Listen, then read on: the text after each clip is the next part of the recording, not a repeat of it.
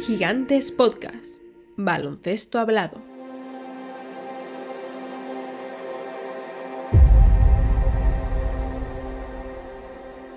Por esto la gente no quiere tener vida pública, porque alguien desenterrará algo que dijiste 15 años atrás y decidirá que de algún modo eso determina tu vida. Vale, oiga, no pienso responder una sola pregunta más. Ya hemos tratado los temas relevantes. ¿Le preguntaste a Reagan por su matrimonio? Vale, zanjemos este asunto. ¿Hiciste esa pregunta a Carter? Ha habido determinados rumores. Por Dios, AJ, pregunta de una vez lo que hayas venido a preguntar o lo que tu editor te haya pedido. Vale.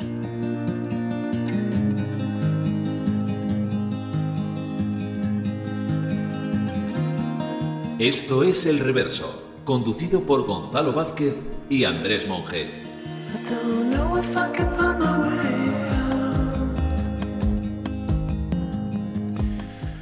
Buenas noches, Andrés. Muy buenas. ¿Qué tal? ¿Cómo estás? Muy bien. ¿Alguna promo, algún recordatorio Siempre así tenemos de hay inicio? promos, siempre hay informaciones que dar. Tenemos un aviso importante además esta semana, Gonzalo, porque este domingo 24 de mayo es el último día para participar en las pruebas de acceso a la NBA Basketball School, se celebra en Alicante. Así que, como siempre, podéis encontrar toda la información en la descripción y en el comentario fijado si nos escucháis desde YouTube. Pero es que no hay una única promo, porque ha sacado un libro un tal Gonzalo Vázquez y hay una suscripción bastante interesante que es suscripción papel en Gigantes que te regala ese retrato de un outsider, así que 2x1 esta semana. Uno de los comentarios decía, es encantado de un poco como la historia de la comunicación de la NBA en España, pero como le dije y como creo que debo aclarar, es mi camino. Sí. Es decir, al final uno declina el ensayo, hubiese quedado algo impersonal por una primera persona para contar todo eso. Y, hombre, el trasfondo, desde luego, que es el baloncesto. A fin de cuentas, ¿dónde estamos, Andrés? Aquí después de tantos años.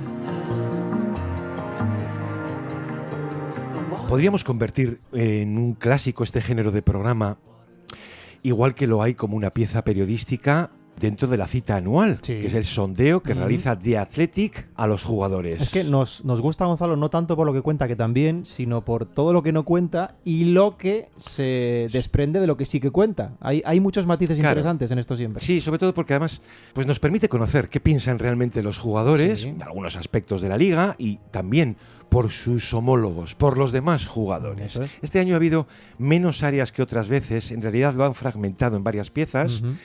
Pero de entrada en la principal han ido a los más básicos, que son siempre los más ricos. ¿Quién va inflado y quién no? ¿Y por qué?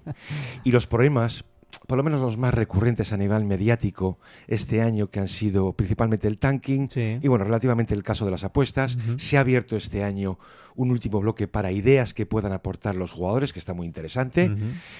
Pero lo más valioso es meternos una vez más dentro de los protagonistas, que están ahí dentro de su propia burbuja. Bueno, no es más que una consulta, pero permite aplicar generalizaciones, compararlas sobre todo con lo que nosotros vemos.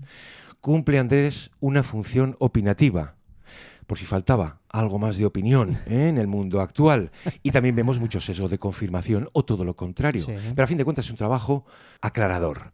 Tiene mucho de percepción frente a la realidad de pista que viven ellos. Sin duda. Mira, es habitual este sondeo que, por dar un poco de contexto, se realiza durante aproximadamente 2 meses y medio, es de carácter anónimo entre los jugadores, recoge multitud de apartados distintos y hay que decir que este año la muestra ha sido bastante elevada, porque han sido 161 jugadores los entrevistados, es decir, por encima de los 5 por equipo y en torno a 1/3 del total de la liga. Gonzalo, ya sabemos, aquí en todo, que cuanto mayor es la muestra, más representativo, mejor ajustado a la realidad va a ser el resultado. Así que este año ha sido mayor que nunca. Y al margen de cuestiones básicas como el MVP, campeón y demás, creo que al final tienen menos profundidad, hay ciertas cuestiones que sí que nos interesan mucho más. Y son las que vamos a ir comentando, Gonzalo. Por terminar la entradilla, se les garantiza, por supuesto, el anonimato, tienen libertad de respuesta, incluso dar negativas a todas o a algunas. Este año han firmado el trabajo Josh Robbins, que me cae muy bien porque tiene que sufrir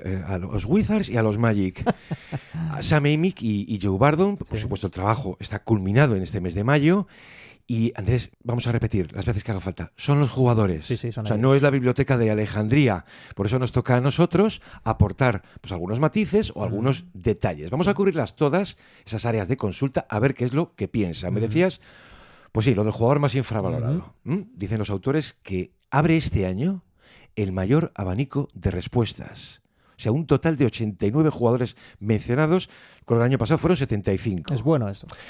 Es que cada año son más, ¿eh? Sí. Y bueno, pues vienen a advertir que es normal por la profundidad de talento de la liga, aunque no terminan de evitar un cierto sesgo, que algunos voten a sus propios compañeros y amigos. ¿Para qué vamos a decir otra cosa? Bueno, aparecen aquí unos cuantos jugadores, pero me alegra profundamente que el jugador este año más infravalorado a juicio de los jugadores Estoy en ese barco, ¿eh? sea un tal Jalen Johnson. Sí, señor. Porque nosotros también creemos en él, como dejamos claro hace unas semanas. Here's Johnson, look out! My goodness! Flying over multiple burrows. ¿Sabe lo que creo, Andrés? Que Jalen representa un caso que confunde a los jugadores. Cuando están ahí abajo, es un perfil cuyo despliegue ellos llegan a interpretar como estrella. Tú ves en Jalen Johnson acciones que si yo soy el defensor digo, ostras, vaya primer paso, vaya arrancada, la que me está liando y no puedo pararle. Es decir, les confunde por la misma razón que Johnson confundía a Snyder. ¿Por qué vas en segunda, Jalen? O sea, me ha encantado que este año el jugador más infravalorado sea este alero majestuoso del que tanto esperamos. También me gusta, pues hombre, algunas presencias, ¿no? El caso de Ryan Rollins, es justo que los jugadores lo premien. Nikhil Alexander Walker este año, que muchos defensores se habrán preguntado, pero bueno, ¿y este? ¿Este no era simplemente el tipo aquel que estaba cumpliendo en Minnesota? Luego, fíjate, dos novatos, ¿eh? Me apena un poco la no presencia de Canepol, pero sí están Cooper Flagg y Dylan Harper. Cooper Flagg, Andrés, los jugadores, estoy convencido que lo interpretan ya como un prototipo de estrella. Sin duda, este sin tipo duda. va a ser tremendo. Y Dylan Harper, pues bueno, en la línea del año pasado también nos sorprendía un tal Stephen Castle. Y luego tienes algunas presencias, obviamente, lógicas. Un año más, Kate Cunningham, más allá del control de juego y de la estrella que ella es, le sigue sorprendiendo su tamaño, que es algo que ya vimos por Luka o por Scottie Barnes, que son enormes. También este año no falla Kawhi, porque es verdad, es que al final dices, ostras, cuando está encendido, a ver quién lo para, ¿no? Sobre todo a medida que se va olvidando la gente, la opinión pública, de lo buenos que son estos jugadores. Es Claro. el caso de Kawhi, que llevan toda la vida ahí Y dentro. luego me ha parecido un acto de justicia ver por ahí a Bam Adebayo, o de cierta empatía, como luego veremos, por lo ocurrido este año con él, por recordar que este tipo es un enorme profesional. Y luego ver nuevamente a Peyton Pritchard. Es que, Andrés, es tan bueno. Y muy arriba, ¿eh? Claro, es tan bueno y tan pequeño que le resulta muchas veces molesto. Mira, un detalle importante es que la aparición de Derrick White, empatado Sí. con Jalen Johnson precisamente en el primer lugar, y de Ru Holiday en el cuarto lugar, nos desvela que aún hoy Derrick White y Ru Holiday siguen teniendo un cartel general inferior al que los propios jugadores creen que merecen. 2026, Gonzalo, y sigue pasando. Uno puede pensar que tras el título de 2024 con Boston, a sumar, hay que recordar, el de 2 años antes que Sí. gana Holiday en los Bucks, podría ser esta una consideración del pasado, Gonzalo, pero es que ahí siguen ambos, considerados entre los más subestimados de la liga. White ya encabezaba, por cierto, la lista en esta misma pregunta hace 2 años, por entonces igualado con Jalen Williams. Jalen Williams, por supuesto, ha desaparecido ya de aquí. Pero es que el año pasado, si recuerdas, Derrick White era segundo, Sí. solo tras Kate Cunningham, que lo has citado. Sí. Kate permanece efectivamente dentro del top 10, pero lo de White es que me parece muy, muy llamativo que año tras año siga ahí. Es como si los jugadores viesen que aún es muy limitado el respeto que se tiene por uno de los complementos más valiosos del mundo. Simplemente por el simple hecho de quizás ser eso, complemento. El hecho de que nunca haya sido el NBA, de que nunca haya sido el Star, Sí. pueden ser seguramente la principal causa para ello, Gonzalo. Pero ya digo que los jugadores tienen muy claro que querrían a Derrick White con ellos. Decía uno, por cierto, que es uno de los jugadores más importantes de la liga por su impacto en ambos lados de la pista. Es decir, aquí ya no hay paños calientes, No. Gonzalo. Y por cierto, que suele ser bastante habitual ver a homólogos reiterar Sí. lo mucho que les ha ido sorprendiendo con el tiempo Derrick White a nivel ofensivo, donde buena parte de los jugadores pues, no pensaban, honestamente, y esto lo reconocían bastantes de ellos, que pudiera llegar a ser tan bueno, Gonzalo. A mí no me importaría crear un galardón con este apartado, ¿eh? Y ahora que les ponen nombres a estos galardones, pues debería llevar o bien el de Derrick White o bien el de Holiday. Es un jugador absolutamente adorado por los entrenadores. Pues es normal. Es un tipo que sabes que te va a hacer absolutamente todo, y nunca va a abrir la boca, jamás va a protestar. Esto decía un Kenny Atkinson por él. For coaches in this league, for players in the league, that's how we look at him, as a great player. Again, really disrupts you defensively. He's an elite rim protector, and people don't really like, probably the best guard rim protector in the league. So just take all those things and put it in there, and with the shooting, you got a great player.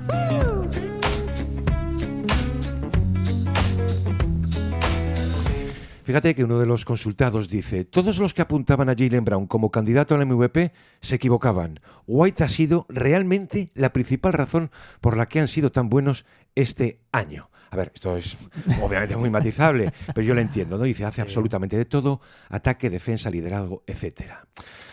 A ver, White, vamos a reconocer que en su caso este año él ha sufrido una terrible caída, un desplome total en su calidad de tiro. O sea, en playoffs se queda en un 32%. Si lo veíamos cada noche, 27 al triple. Pero por cierto, esto era la continuación de su última fase de regular. En los 10-15 últimos partidos se queda ya por debajo del 40%. Y este año vuelve a haber 3 Celtics presentes en el top 6. Derrick White, Jaylen Brown y Peyton Pritchard.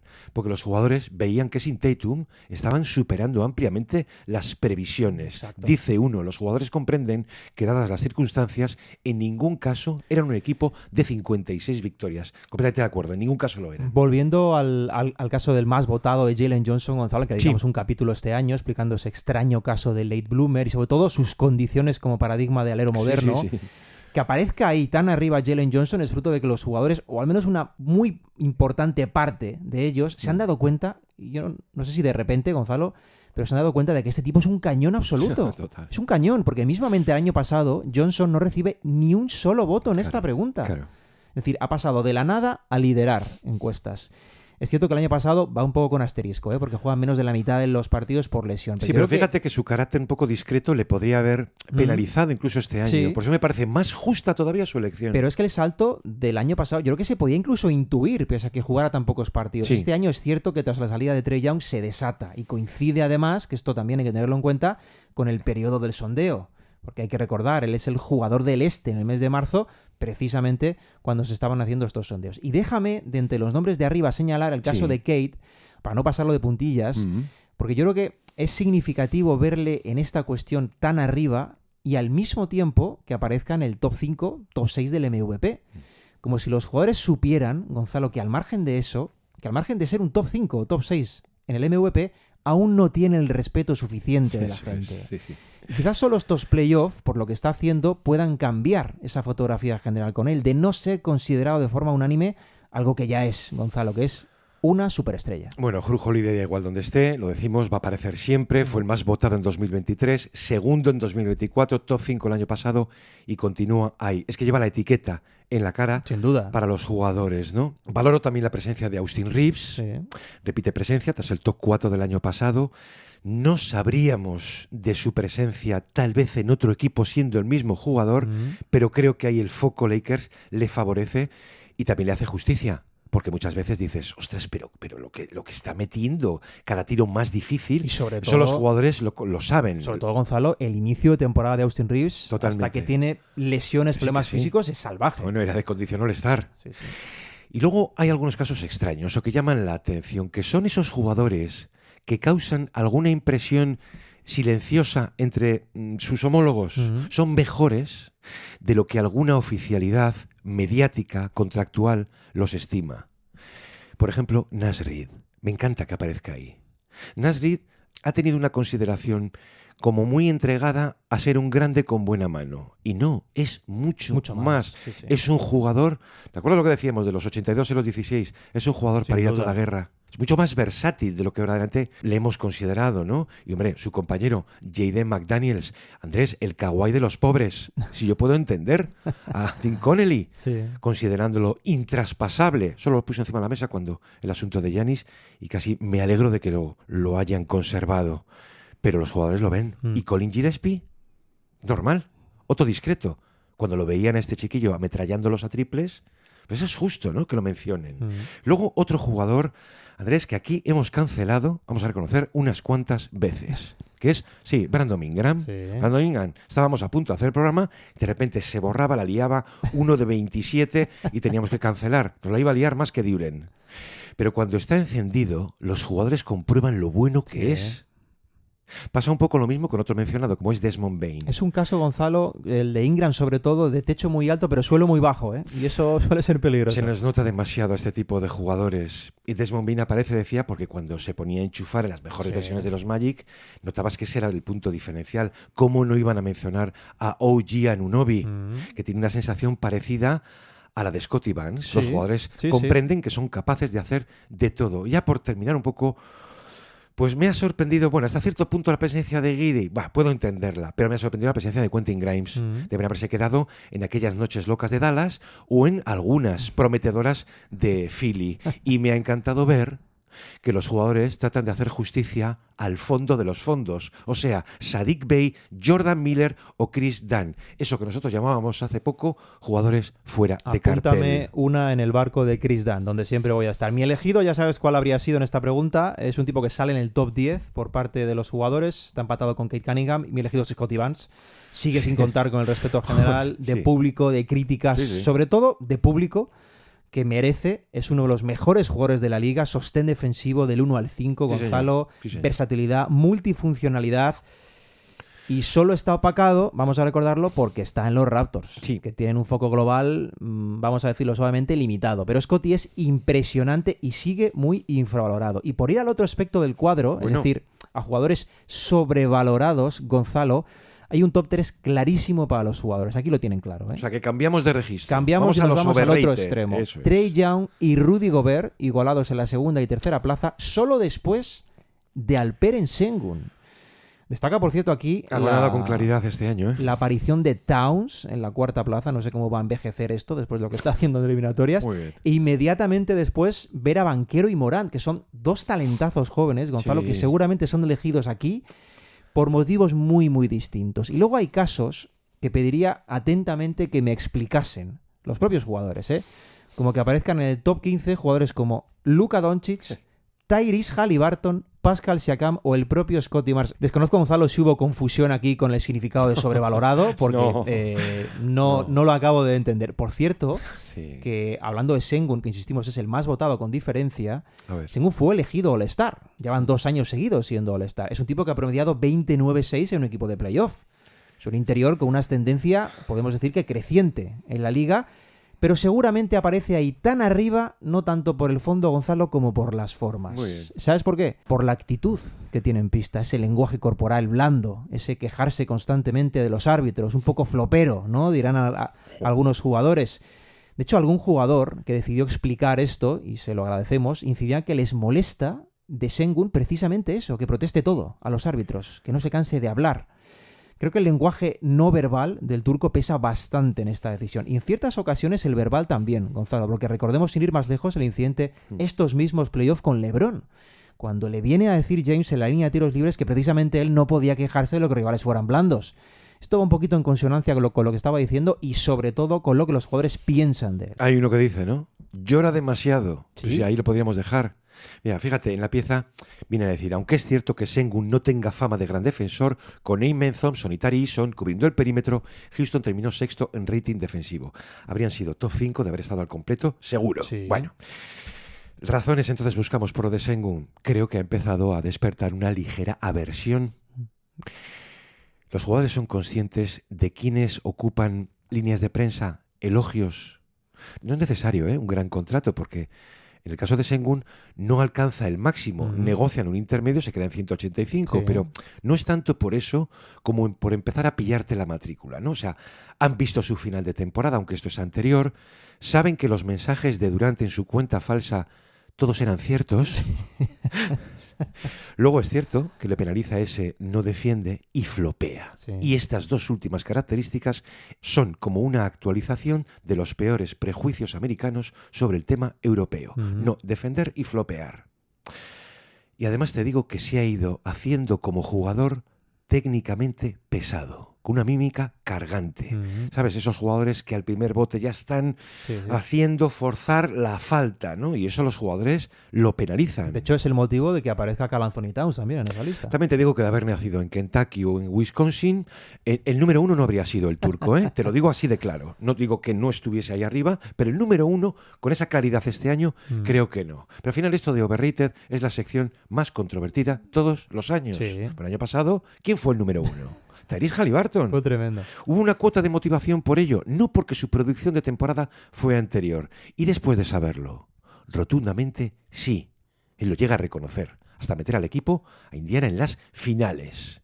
Fíjate que Haliburton sacó más votos que Sengun este año.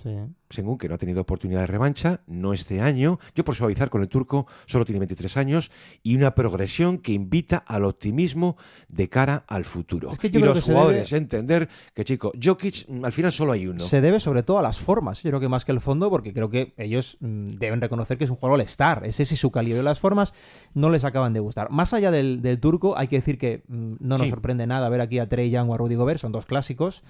El caso de Gobert lo abordamos hace unas semanas precisamente por el daño perenne que le hacen estas cosas, Gonzalo. Cada vez más injustificadas, por cierto, y amparadas en épocas anteriores. Y por cierto, y esto hay que detallarlo porque también es bastante ilustrativo, esta cuestión fue una de las menos contestadas por la muestra. Prácticamente la mitad de los entrevistados decidieron no responder a esta pregunta, Gonzalo. Y muchos de esos tipos que no respondieron actuaron así, estoy convencido, porque hubo un caso el año pasado que acabó volviéndose en contra. Y lo has comentado, es el de Tyrese Haliburton. Claro, una parte de los jugadores que le tildaron de sobrevalorado luego tuvieron que presenciar como casi gana el anillo, Gonzalo, con los Pacers. Claro, esa gente este año ha dicho, no, yo a esta no respondo. Por apuntar a otros nombres que salen en la lista, creo que Tyler Hero y Evan Mobley pueden ser sospechosos habituales, de cara al futuro, digo, no solo por este año, sino por la percepción general de sus homólogos. Y me sorprendió, la verdad, ver a Brandon Podziemski en esta lista, al que yo creo que nadie considera un jugador de grandes focos. Sí, un complemento, un jugador bueno de rotación, pero no creo que nadie le vaya a etiquetar como salvador de nada, ¿no? Como para estar sobrevalorado.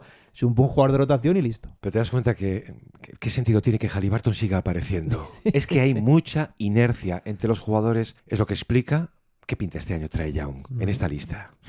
¿Y Gobert? Gobert ha sido un baluarte este año. Towns.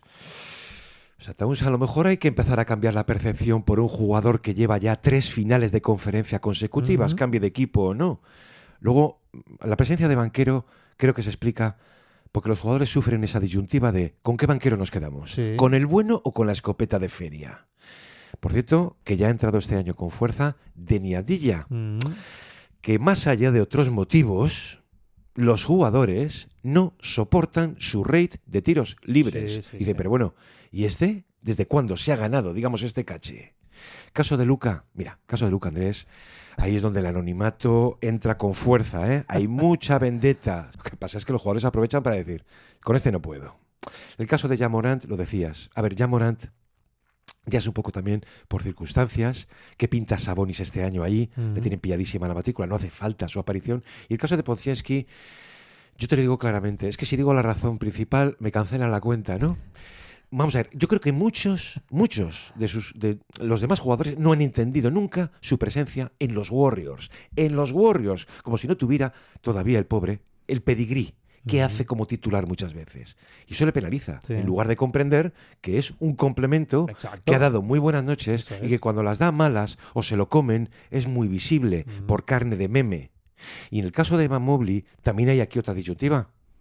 ¿Nos quedamos con el Mobley dominante a cuentagotas o con el Mobley sin sangre? Eso los jugadores lo ven también. Por cierto que ha habido negativas también a responder a esta pregunta. Muchas. Una en particular traemos aquí.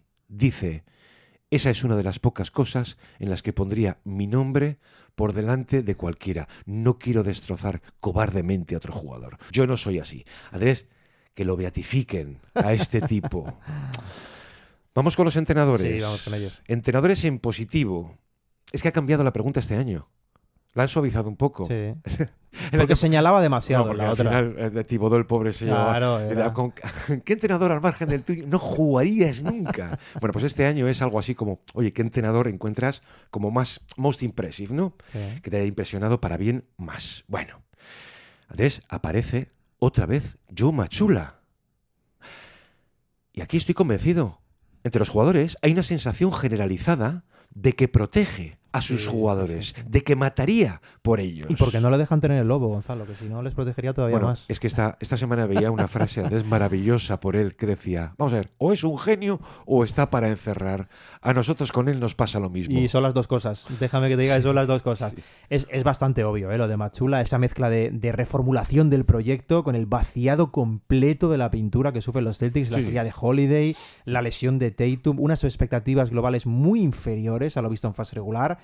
Se entiende claramente. Habría sido, por cierto, interesante comprobar si hubiese afectado en estas votaciones la caída de Boston en primera ronda, porque podría. Eso es. Podría que ciertos jugadores dijeran, fase regular sí, pero en playoff se le ha pegado, no le voy a votar. Pero al margen de esto, Mazzulla es uno de los técnicos más respetados con diferencia por los jugadores. Y lo va a ser mucho, mucho tiempo, Gonzalo, porque más allá de resultados, decías...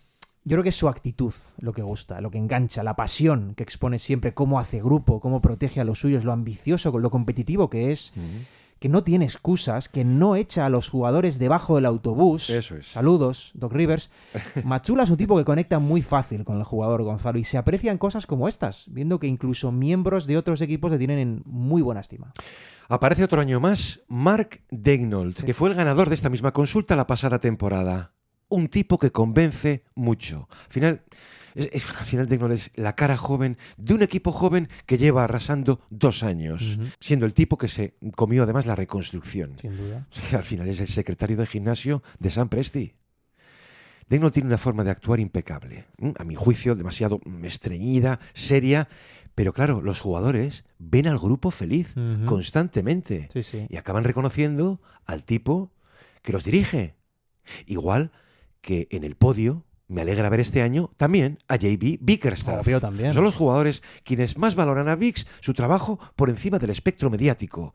Qué bien lo resume uno de ellos. Dice, simplemente por lo que ha sido capaz de hacer en todas las situaciones donde ha estado. En Cleveland brilló, elevó el equipo a otro nivel y por la razón que fuese, dejaron de quererle allí. Luego llega a Detroit, donde nadie encontraba el camino, la solución y los convierte en el mejor equipo del este. Y termina, salta a la vista que tiene una conexión fantástica con sus jugadores al tiempo que les exige muchísimo. El equipo adopta su personalidad. Dura, competitiva, es un gran entrenador. Andrés, compramos todo esto. Sí, sin duda. Si algún día se lleva un monográfico, a lo mejor resumimos el programa en esto. Porque es cierto, pero al final te cogen a un jugador que sintetiza muy bien lo que otros piensan para haberle votado tantas veces. Y luego, en esta encuesta, por los entrenadores en positivo, soy muy de valorar posiciones altas, por ejemplo, para Jordan Ott, que se ha descubierto este año, o sea, tu otro hermano en esto de la analítica. Ha estado a punto de llamarme para que me una al staff, de hecho. A Mitch Johnson, que ya se le reconoce obviamente su trabajo, ¿por qué no Charles Lee? Su papel en unos imposibles siempre Hornets. Y me ha gustado ver a JJ Redick, porque dentro de lo que había les ha dado resultados. Y por personalidad convencen por último un Will Hardy, los jugadores entienden también la etapa que se está comiendo en los Jazz, y a un David Adelman, que muchas veces interpretan como alguien con el que irse de marcha, además de los hermanos de Jokic. Otro técnico, Gonzalo, que siempre recibe elogios aquí de forma merecida es Erik Spoelstra, que aparece en esta lista unánimemente visto como uno de los mejores técnicos de la liga, valorado por su capacidad, sobre todo de lograr que jugadores de un perfil no tan alto sean capaces de ofrecer un gran rendimiento, porque eso a la masa de jugadores no estelares le influye mucho en este tipo de sondeos. Oye, yo no soy una estrella, pero si voy con este tipo seguramente me va a ganar un buen contrato, voy a votarle a él, porque jugaría para él. Es un poco lo que sucedía, si recuerdas, y salvando las distancias, con Popovich hace años, ¿no? Que todo el mundo quería ir allí con él porque sabían que podían hacer su año de carrera. Sobre todo al final. Exacto. Sobre todo al final. Por cerrar aquí por mi parte, Gonzalo, me sorprende, la verdad, ver tan abajo a Carlisle, a Tyronn Lue y a Quinn Snyder. Sobre todo, te digo, a los dos primeros, a Carlisle y a Lue, que quizás han sido olvidados demasiado en una cuestión así, Gonzalo. Este año, el arranque de Lue ha penalizado. Pero Carlisle, Gonzalo, viniendo... Y Carlisle la temporada, lo siento. Es que viniendo de donde viene, de la exhibición antológica del año pasado, que está a punto de ganar el anillo con los Pacers, Gonzalo. Sí. Bueno, entiendo que las narrativas aquí que hay la siempre constante. pesan y el presente absorbe demasiado foco, pero me sorprende bastante verlos. Y pasando al otro lado del espectro, aquí también voy a girarte el cuadro.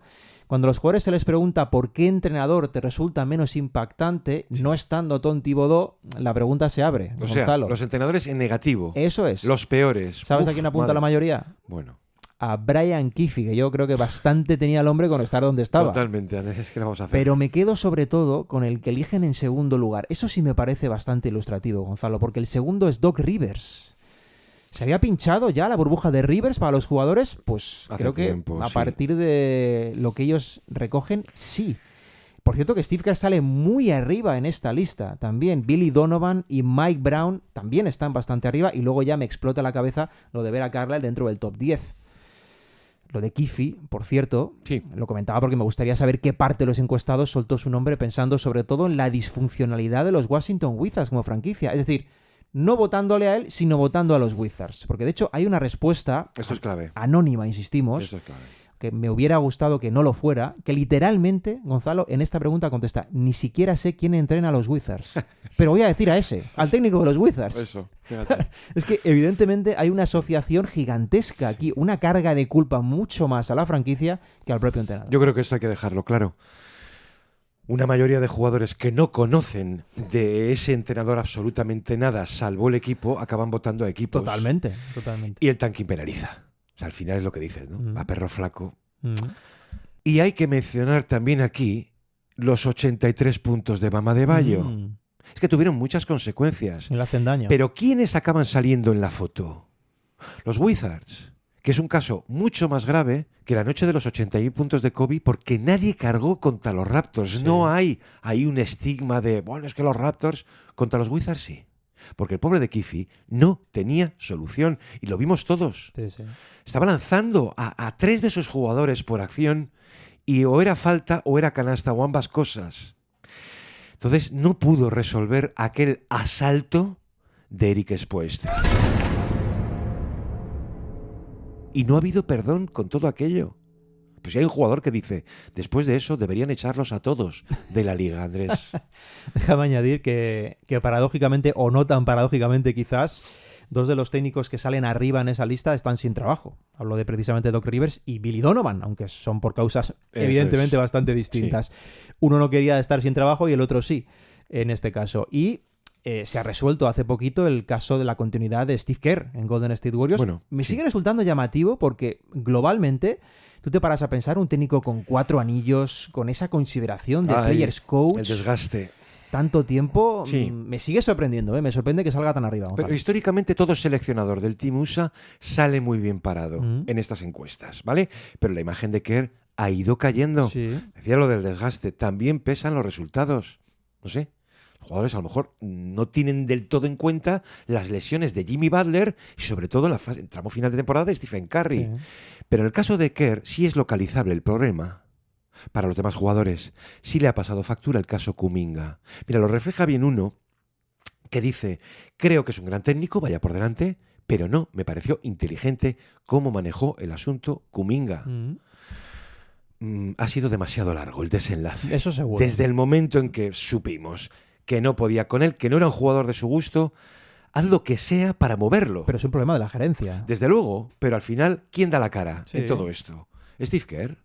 Al final todos los entrenadores tienen alguna mancha en su carrera con algún jugador no de su gusto. No estamos hablando de estrellas. Tú pregúntale a Dennis Hobson por Phil Jackson. O bueno, Popovich lo tuvo con Stephen Jackson. Y lejos de la categoría de Kuminga, pues un Deron Williams para Jerry Sloan, un Sprewell para Carlesimo, Howard para Van Gundy. Y mira, hasta Jimmy Butler se le amotina al final a Spoelstra, ¿no? Cambiamos de tercio y la pregunta aquí es muy sencilla. ¿Quién es para ti el mejor defensor de la NBA? Yo es que me saltaba este apartado. ¡Qué paliza se lleva este año Víctor Wembanyama! Pero me parece poca incluso, Escucha, anda que se han complicado, ¿eh? No, pero vamos a ver, poca relativamente. Hombre. Saca un 37% de votos al segundo. Pero ¿y los otros 63% en Pues quién pensaban, Gonzalo? Porque hay que repartir y porque algunos... Bueno, Andrés, yo creo que es sencillo. Primero, no habían imaginado nunca algo así. Estamos hablando de NBA. pero pongamos que jugamos en el patio, que bajas a jugar, te encuentras a Wembanyama y te subes. Y no, hay algunos que dicen, ¿pero qué es eso? No se puede jugar te subes. fuera con él, ¿no? Sí, sí. Es que así lo explica uno de los consultados. A ver, mide 2,24, tiene la capacidad de borrar muchísimos errores, también los suyos propios, y eso para mí importa, la destreza por corregir defectos. Ves a jugadores penetrar, verlo aparecer y darse la vuelta botando hacia afuera. Nadie hace eso en la NBA. Dice uno, tú entras a canasta pensando que tienes una bandeja clara, lo ves y automáticamente cambias de dirección. Te sales del pabellón, Andrés. Si te da por seguir adelante, ya sabes cómo va a terminar tu jugada. Aunque te reconocen, dice sí, tiene mérito. Fíjate que no aparece Chet Holmgren. Es curioso. Muy curioso. Yo esto lo explico de la siguiente manera, ¿eh? Yo creo que en esto de los largos interminables, los jugadores han decidido que en el trono solo va a haber uno. Es que Gobert se lleva un 2%. Sí. Pero si te aparecen de ese equipo un Keyson Wallace y un Luguensdort, porque los jugadores los sufren y lo saben muy bien. Y a mí me gusta pues la presencia de esos 2 segundos, como han sido Chris Dunn y obviamente Kawhi. Yo insisto, lo más sorprendente de esto es que solo 2 de cada 5 votasen a Wemby, pero ¿en qué pensaban los otros?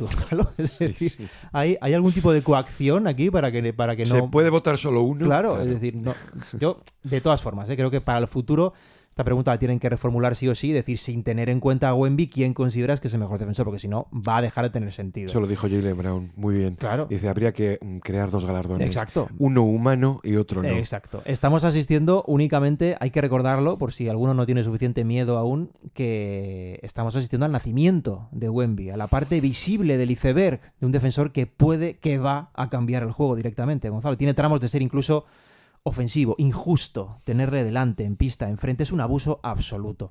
Más allá de esto, déjame decirte que me ha alegrado muchísimo ver el reconocimiento a Chris Dunn. Creo que es un caso subestimadísimo, Gonzalo, defensor de absoluta élite. Está saliendo, ¿eh? Y por supuesto me ha alegrado ver a Scottie Barnes tan arriba, el cuarto creo que estaba, Sí. porque como muchos de los votantes recalcaban, y tiro de sus propias declaraciones, lo hace todo. Defiende del 1 al 5, presiona toda pista, protege el aro. Básicamente, decía uno, destaca en todo lo que le pidas a nivel defensivo.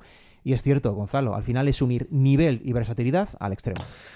Yo valoro la presencia también de algunos jugadores que notas que coinciden con la visión que tienen ellos. Jaden McDaniels, Toumani Camara, Herb Jones, tantas veces mencionado aquí, como no, OG Anunoby, Jrue Holiday, Stephon Castle. Y luego, fíjate, también mete la presencia de Coulibaly y de Keon Ellis. Yo, por terminar con el asunto este humano alien, yo es que creo que los próximos años, el que sí debería estar muy presente, todavía top 4, es Ausar Thompson. Bueno, claro, eso seguro. Fíjate que aunque él lo defiende todo, es una minoría de jugadores contra los que Bickerstaff le arroja. Pues vale, te viene a decir los jugadores, pues que lo valoren ellos. No suelen tener muchas ganas de estas valoraciones, y aunque tú consideres que la mayoría no es absoluta del todo, muchos de ellos prefieren refugiarse en Wemby. Sí, ponme este y ya está. Y luego como que les da bastante igual o tiran un poco de inercia. Pero los mejores defensores, vamos a dejar claro, que pueden llegar a quemarte tanto, causarte tanta llaga, que tu represalia sea no darles mérito. Y hablando de los Thompson, Gonzalo, aquí hay que decir que los Thompson, los dos, Ausar y Ayman, van a estar bastante más arriba en años venideros. Van a estar top 3 seguro. Los dos. Me gusta ver a Herb Jones ahí, que es otro jugador excepcional atrás, muy infravalorado. Y creo que se ha subestimado a Anunoby, Gonzalo, que es otro molde básicamente de Scottie Barnes. Solo que con muchos más kilómetros en esos discos. Pero a ti te sorprende que Anunoby esté subestimado. Me sigue Lo lleva en la cara el chico. Y lo voy a seguir denunciando, Gonzalo, todos los años. Aunque eso sí, lo último que decía, cuídame esos isquios, por favor. Vamos a terminar, Andrés, este bloque largo con las 2 menciones rápidas, porque también fueron preguntados por el MVP y por el campeón. El MVP, que llegó a ver en el tramo final una cierta duda, podemos decir. Exacto, incertidumbre, ¿no? Mira los jugadores, qué claro lo tuvieron. Shai se lleva el 39% de los votos, seguido por Nikola Jokic con un 21%. Hay un triple empate en la tercera posición por Luka, por Cade Cunningham y por Jaylen Brown. Digo esto porque fíjate que Wemby termina cayendo más allá del top 5, con un 5%, pues el jugador francés. Y para los campeones, anda que se han mojado, ¿eh? ¿Querías mayoría? Esto se acerca. Un 50% los Thunder. Sí. Fíjate, un 25% para los Spurs y un 8% en tercera posición para los Celtics. Es la percepción que teníamos todos, que algo parecía funcionar más allá de el roster, y aquello quedó en nada.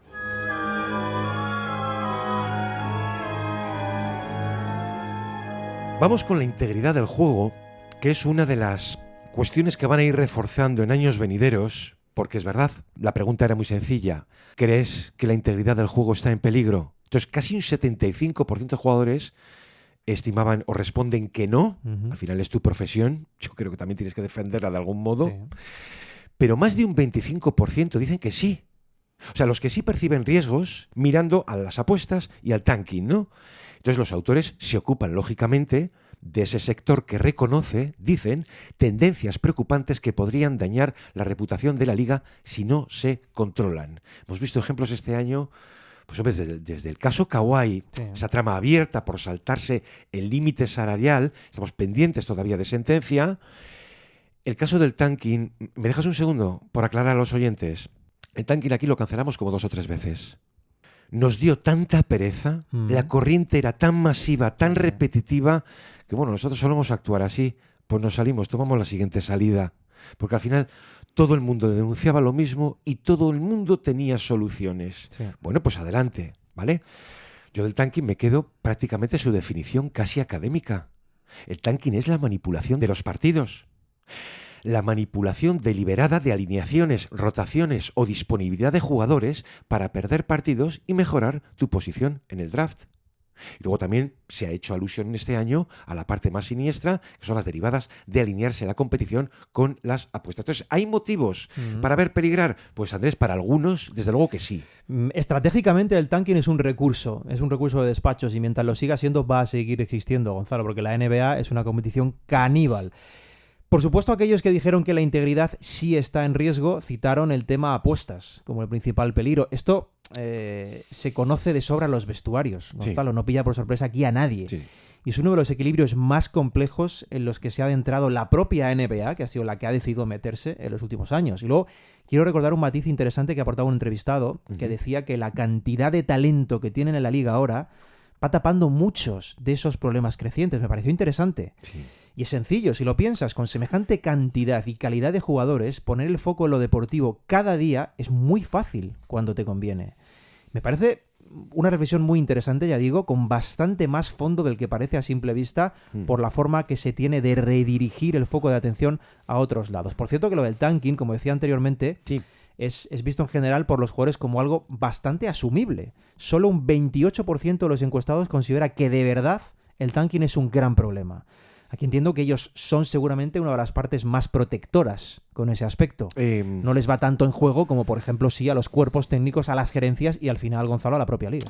Es que lo peor es saber que a lo mejor empezamos a tener que convivir con determinadas cosas. ¿Sí? Es que la temporada arranca con el anuncio de los cargos federales contra Chauncey Billups, que tenía contrato, el entrenador jefe de uno de los equipos de NBA, de los Blazers, contra Terry Rozier y contra Damon Jones como ex asistente. Todo esto, déjame contar que ha tenido continuidad en la investigación del FBI, pero a nivel de temporada era un subterráneo. Había que buscarla, Andrés. Se ha acabado harto de los enlaces y los portales que terminan en .gov, como cuando iba a pedir el pasaporte allí. Y dicen los autores, era posible hacer mucho análisis informal en las respuestas, diciendo que incluso los que no ven peligrar la integridad, que insisto, defiendes tu profesión, tu propio circo, entiendo, mostraban una especie de feeling confuso. Respondían, no, pero... Claro, dice uno, no creo que tengamos un problema de integridad. Es más bien el riesgo potencial de problemas relacionados con las apuestas. Claro que hay una tensión negativa que llega a poner en evidencia la pureza del juego. Y de verdad, dice que nosotros solo queremos jugar. Eso es cierto.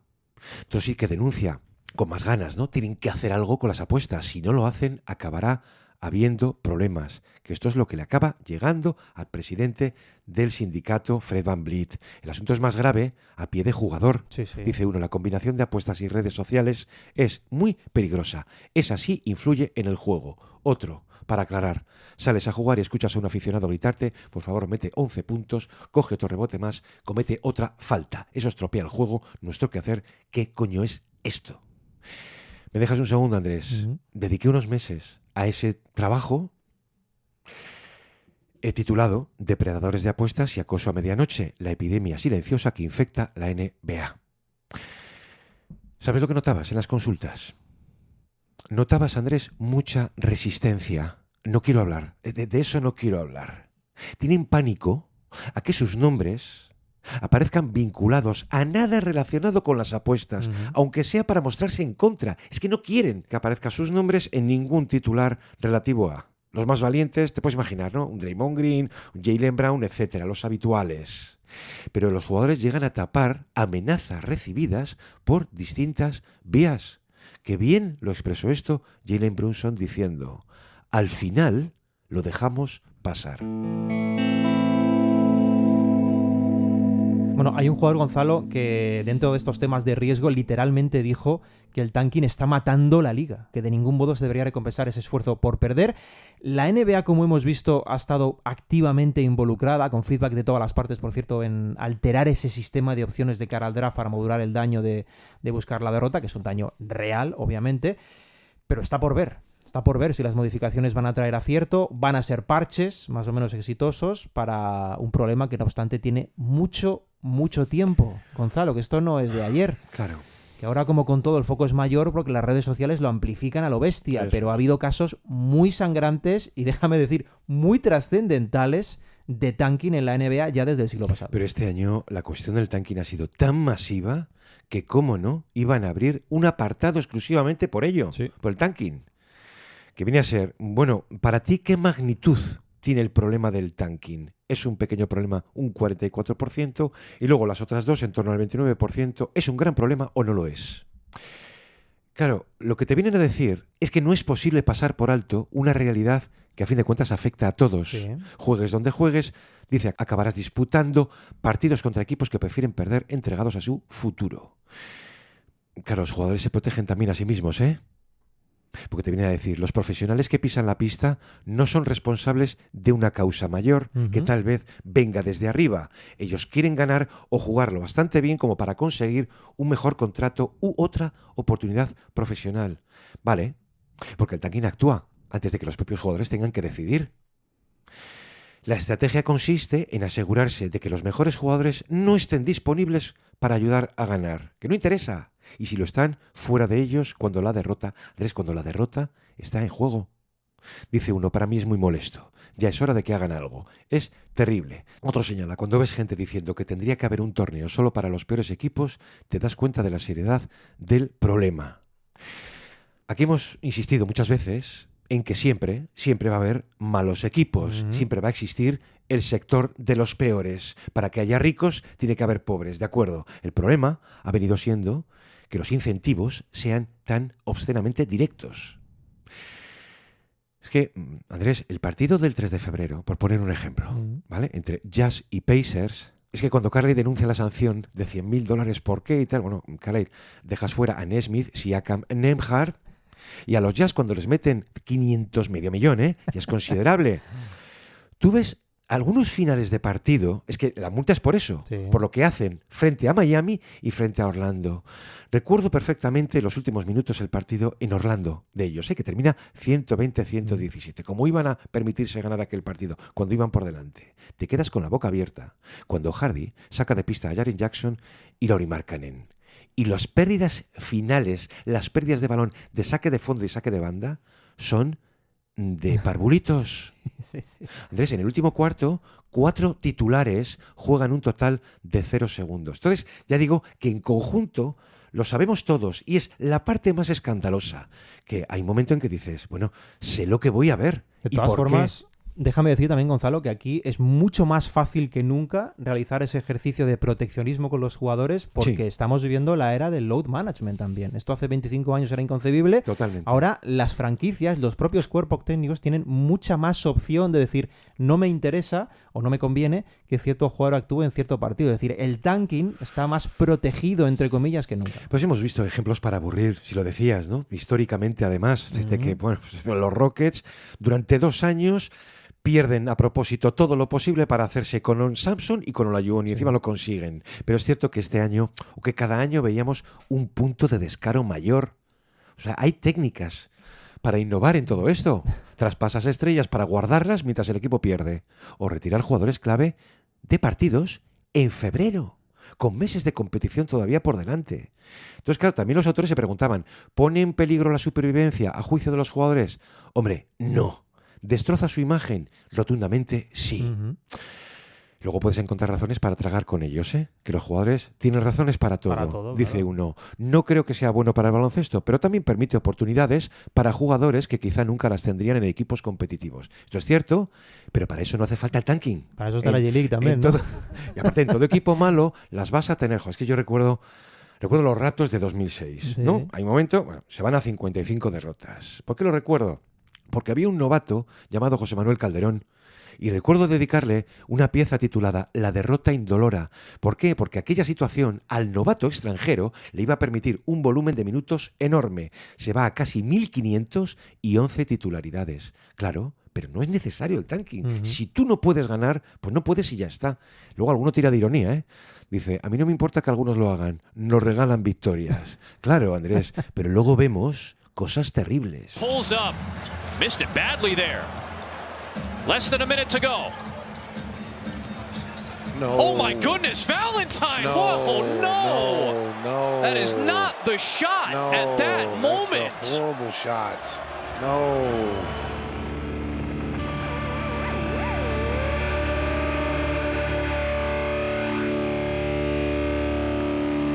Bueno, vamos con un último bloque que para nosotros es el que innova un poco este año y que puede tener hasta mayor interés. Sí. Si yo fuera presidente, ¿no? Si fueras comisionado por un día, ¿qué harías? Esta pregunta le lanzan a 1/3 de jugadores de la liga. Y claro, las respuestas tenemos un poco de todo, ¿eh? Las menos sorprendentes, gana lo innecesario de los back-to-backs, por favor que los eliminen, que eliminen algunos partidos de temporada, Calendario, sí. cambios en favor de la defensa, no sea santo de que viene el asunto de la expansión para los jugadores. Sí puedo entender las sanciones para los árbitros, lo piden algunos jugadores. Firma Draymond Green aquí. Cambio, no, claro, no hay unos cuantos, ¿eh? Cambios en el convenio, terminar relación con las apuestas, más libertad de expresión, que, perdóname, la tienen, pero es cierto que contra las represalias silenciosas, pues sí, ahí sí que estoy de acuerdo con muchos jugadores por cualquier bando. Lo de la línea de 4 puntos y cambios en el All-Star, que yo creo que este año ya hemos visto para bien. Lo de siempre y cada vez con más fuerza, acortar el calendario. No diría menos partidos, sí, Andrés, vamos a dejarlo ya claro, ajustar el calendario a la realidad deportiva que vive la NBA hoy día. Una razón mayor en todo esto. ¿Qué NBA veríamos? Seguramente una en la que deberíamos emplear un volumen mayor de energía que en la situación actual, donde muchos de esos jugadores, obviamente, se guardan. Porque aquí todos somos humanos, ¿eh? Y el problema derivado lo saben todos. Dice uno, la respuesta fácil es decir menos partidos. Pero esa es solo media respuesta, añade, porque a ver cómo se compensa luego económicamente esa reducción. Esta es la ecuación irresoluble. Yo soy el dueño y digo, que 10 partidos menos, muy bien. Esta es la caja que yo hago por la taquilla y la publicidad en esos 10-12 partidos. Entonces, si yo voy a ganar menos, el jugador entiendo que también lo hará. A ver, lo del número de partidos lo hemos tratado aquí varias ocasiones. El sistema de ingresos de la liga está construido en torno a ese primer pilar de los 82 partidos, lo que generan esos 82 partidos, sí. Con lo cual reducir ese número total tendría consecuencias directas en la bolsa común y por tanto lo que iban a recibir los jugadores. Eso es. Lo digo simplemente por recordar cómo funciona esto, no negando que deba hacerse, porque de hecho yo precisamente defiendo esa reducción del calendario. Creo que sería un factor que ayudaría a limitar daños en muchos apartados. Por ejemplo, las cargas físicas salvajes, que protegerían al espectáculo llegado al punto clave, que son las eliminatorias, que no se nos olvide. no convirtiéndolas, Gonzalo, porque muchas veces es lo que parece, No, así en un ejercicio de supervivencia, más que un ejercicio de exposición de la brillantez. Esto es lo que tengo, voy a mostrártelo. No funciona así. Esto es lo que me queda, te lo voy a enseñar. Creo que sería beneficioso, especialmente, Gonzalo, y quizás por contraponer a esa reducción de la bolsa común, considerando el volumen económico que se mueve hoy en Esta día. es la cosa, sí. Tanto es quitarle 10, 12 partidos a la regular, considerando el volumen económico que manejas. Bueno, hay bastantes jugadores que creen que reducir el calendario, y sin dar cifras exactas, muchos sí que apuntan a 70, 72 partidos, podría ser beneficioso para todos, Gonzalo. Aunque se limitase el ingreso económico, también para todos. Y por dar mi opinión aquí, por sumarla a la de los jugadores, cada año nos vamos a dar más cuenta de la necesidad que supone hacer esto, Gonzalo, para preservar el talento y para proyectarlo cuando debe ser proyectado, que es ahora. Me alegra que además sean cada vez más las voces que denuncian algo tan lógico, pero yo creo que nadie lo ha hecho con tanta fuerza como Steve Kerr. Sin Esto duda. decía la última vez que se pronunciaba por ello. I know this will not be a popular opinion in the league office, but I will continue to say it because it's obvious we need to play fewer games. We need to take 10 games off the schedule. I think it would be great for the league. And I get it. It's revenue, and you'd have to get everybody to agree to take a little less money. Es 10 partidos menos, dice. Eso para empezar, ¿no? 10 partidos menos antes del All-Star. No, Luego ya por veremos supuesto. con lo siguiente. Pero lo que más me ha gustado en este apartado es la defensa de la defensa que hacen los jugadores, permitirles sobrevivir en medio de esta salvaje oleada ofensiva. Dice uno, yo haría legal defender otra vez. Dejad que el baloncesto vuelva a ser baloncesto, si total el juego ya es precioso por sí mismo. Otro haría el juego un poco más físico y un último dice, dejaríamos de ver tanta búsqueda artificial de faltas. Déjame decir, pues yo no sé si al final un día tocaremos de vez en cuando, ¿no? Pues todo el reglamento, alguna parte del juego, o cómo está el estado actual. Sí.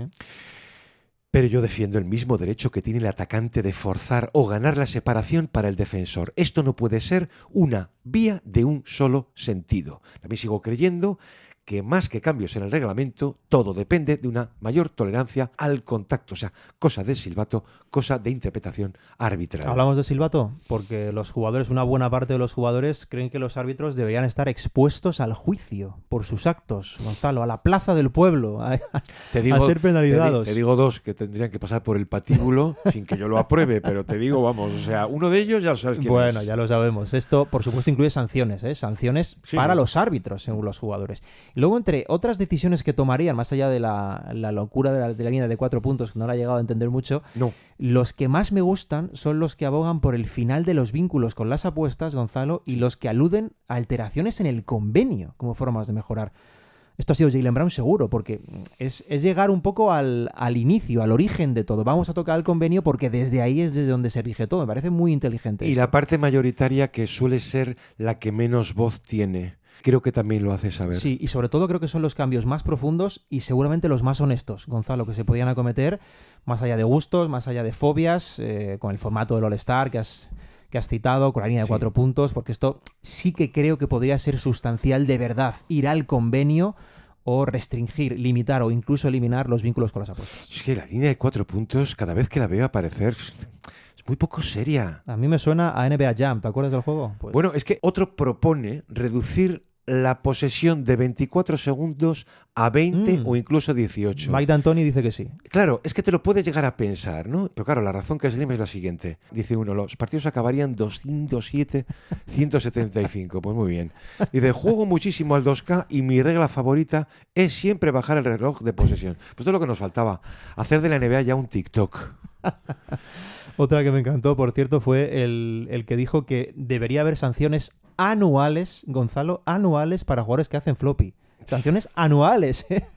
No sé yo dónde íbamos a acabar con este tipo de sanciones. Pero oye, que las ideas son múltiples, eso sí, algunas son bastante más factibles que otras. Pues hay uno que dice que vuelva a la Magic City Night. Lo que tenía de promoción en Atlanta, una especie de casa de alterne o algo así, lo acabaron eliminando, Cornet escribió sobre ello, etcétera. Firmado James Harden, ¿no? Esa... Joder, madre mía. De todas formas, Andrés, al final yo no sé si tienes algunas conclusiones, pero creo creo que la parte que deberían reforzar más es esta de ideas que los jugadores puedan aportar, porque estoy convencido de que en el interior de alguno de ellos hay alguna genialidad que han abordado los analistas de siempre, pues un Hollinger, Abbott, etcétera, ¿no? Pero creo que esa es la parte más interesante. No hay un problema de integridad, pero sí hay miedo a cuando te toca a ti el asunto. Luego, el rechazo moral del tanking frente a una especie de admisión práctica. Los perfiles casi unánimes de respeto. Me da igual si es un Derrick White o un Jrue Holiday. Los que van entrando como cierto rechazo. Y luego, que los jugadores, Andrés, siguen viendo la NBA como su juego. Aunque perciben el ruido alrededor, ellos sí que tratan de sobrevivir, qué remedio, en su burbuja. Por eso nos importa que al final pues puedan contar estas cosas. Yo creo que en una competición gobernada por el talento global importa y mucho la consideración de esos actores, Gonzalo, que son los actores principales, son las caras del producto que intentas vender.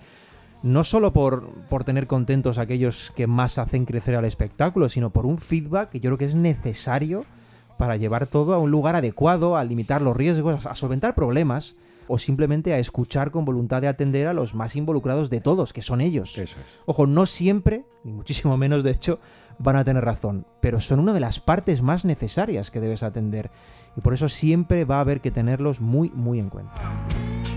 Porque si algo importa es eso mismo, el feeling de los jugadores. Exacto. A fin de cuentas son los protagonistas. Andrés, para terminar, Sí, un último recordatorio. Venga. Este domingo 24 de mayo es el último día para realizar las pruebas de acceso a la NBA Basketball Schools, la Nucía, en Alicante. Podéis ver toda la información en la descripción y en el comentario fijado si nos escucháis desde YouTube.